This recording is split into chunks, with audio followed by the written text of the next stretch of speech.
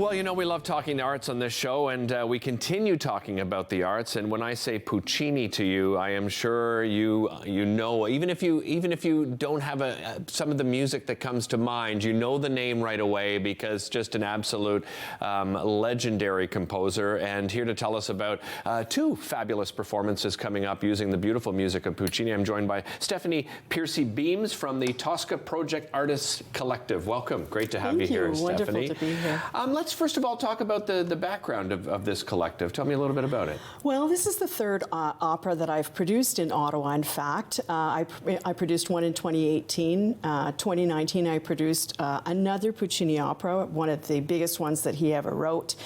It was a full-scale production and included probably over 100 people. Wow. And that was Turandot. And in fact, and I sang Turandot in that. So, but we included the Canadian Chinese Children's Chorus in it. We had members from community orchestra in it. We had many chorus members and some wonderful emerging artists and veteran artists like myself as well. Nice. What about your background? How did you get into opera? Well, my mother was a professional opera singer as well, so I grew up with it. I've been singing for over 30 years. I went to Europe for about 15 years, sang in major houses in Europe. I've sung in Canada and the US as well. And yeah, my education is from Toronto, where I went to university and got my opera diploma at University of Toronto. And so I've sung all over, and it's my great passion to do it. And it's also my great passion to encourage young people to go into that branch of the arts and to help them establish careers. So I mentor young people, and yeah, it's a wonderful thing to be able to do. What does that look like now, Stephanie? Because I think when we think opera now, you know, probably in a lot of people's minds, they said, oh, you know, I wonder if you know, there's been sustainable growth. Has there been sustainable growth? Well, that's a really interesting question, in fact. There has been sustainable growth.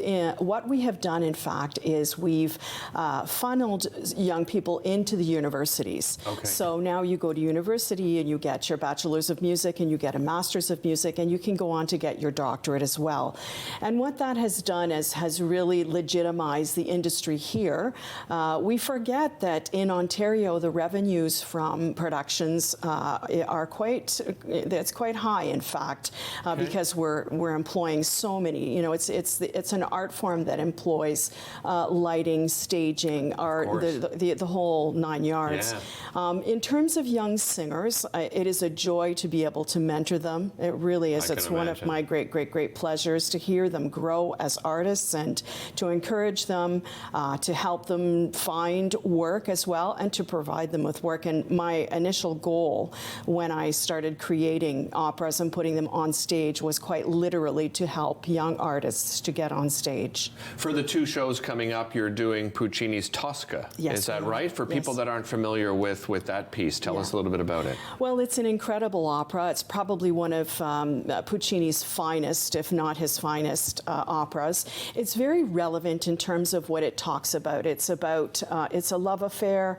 It also deals with an individual that is in power and uses his power to subjugate people, essentially, and he wants to rape Tosca, in fact, so it discusses that issue. And it brings really, these are all things that we hear about in the news on a daily basis. So, and it's set with this incredibly passionate and vivid music of Puccini that people, even if they don't know Puccini's name, they will know it from film music, from a lot of different works. Tom Cruise, in fact, the Rogue Nation there are scenes set in Turandot, and when I saw that, I thought, oh, that's thank you.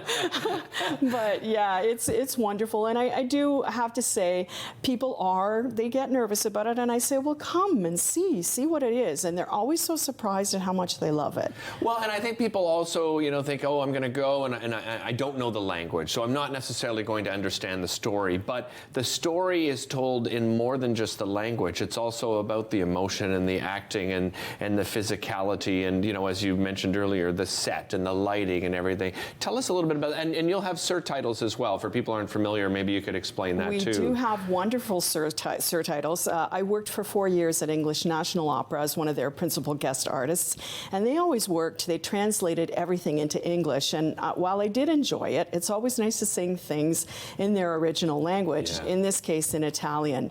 And so what we did, we worked with, people have to understand the story. So my very great friend, who also happens to be the wife of the conductor of Parkdale Symphony, created this fantastic series of slides of the story itself. So people will have that on a great big giant screen with big print, so they'll be able to read it and they'll be able to follow along as we're singing. You mentioned, people may not know the name Puccini, or maybe they do, and they don't know the music, and vice versa. What made him so special? Why his those I think of the top sort of three pieces, Tosca being one of them. Why have they been able to sustain such success over such a long period of time? Well, I think one of the reasons that Puccini has been able to sustain, been around for such a long time, is because these stories are so human. Essentially, it's about storytelling. Humans are about storytelling, and he was a master at being able to paint those pictures with music. I think one of the greatest pieces, I've sung so much Puccini in my life. One of the principal operas I have sung is Madame Butterfly, which is also super well known. And one of the scenes between when Madame Butterfly is waiting for Pinkerton, her husband who is long gone, to come back, is the dawn coming. No one paints like that. No one paints with music like that. You're just sitting there and you see the colors and you see that through the music. And Puccini is, with Tosca, he was going even further, and so each character has their own theme, and you'll notice that, and you'll know as soon as you hear that, oh, there's Tosca coming out. Oh, there's Scarpia, the bad guy, or there's Cavaradossi. Well said, Stephanie. We brought up those both of those shows that are coming up, and I'll remind everybody at the end of the show as well. We'll be right back after this.